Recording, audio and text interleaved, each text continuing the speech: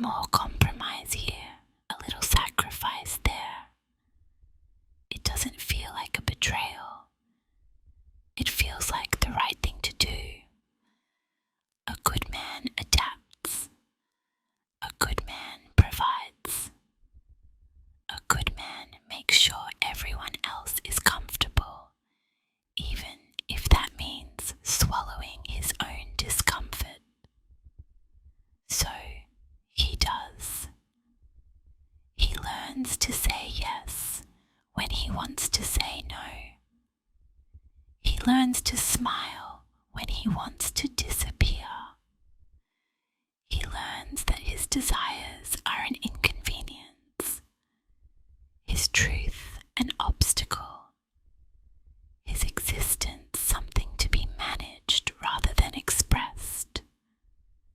He convinces himself this is what being a man means: being reliable, being strong, being everything for everyone.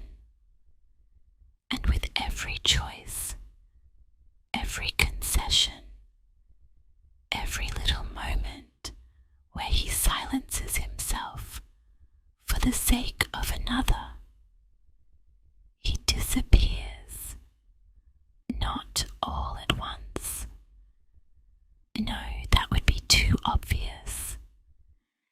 He fades slowly, piece by piece, like a photograph left too long in the sun. And no one notices. Why would they?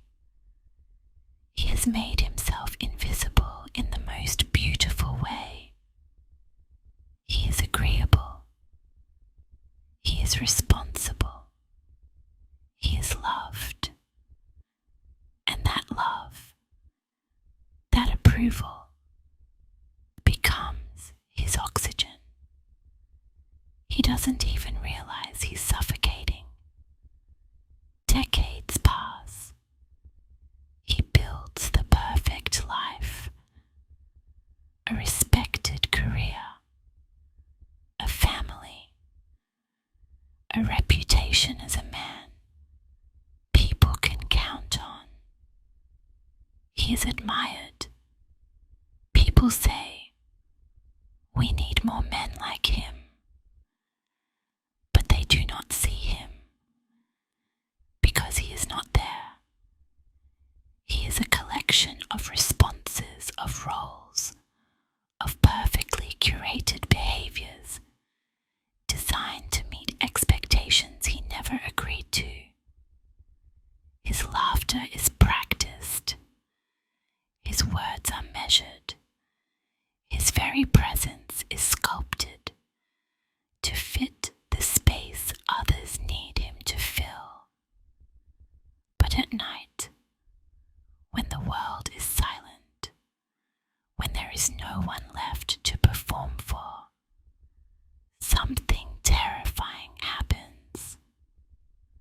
The mask slips, and beneath it, there is nothing. He stares into the mirror and does not recognize the man staring back.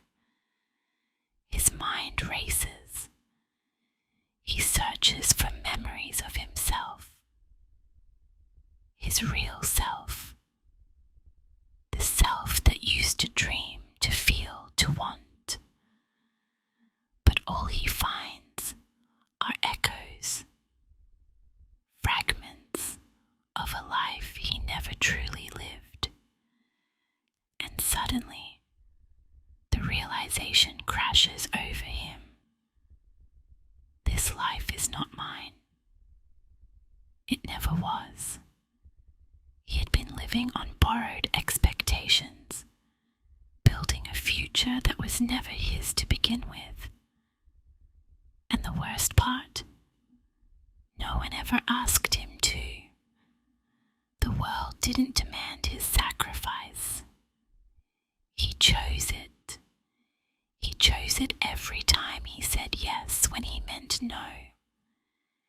Every time he laughed at a joke that wasn't funny. Every time he swallowed his words to keep the peace.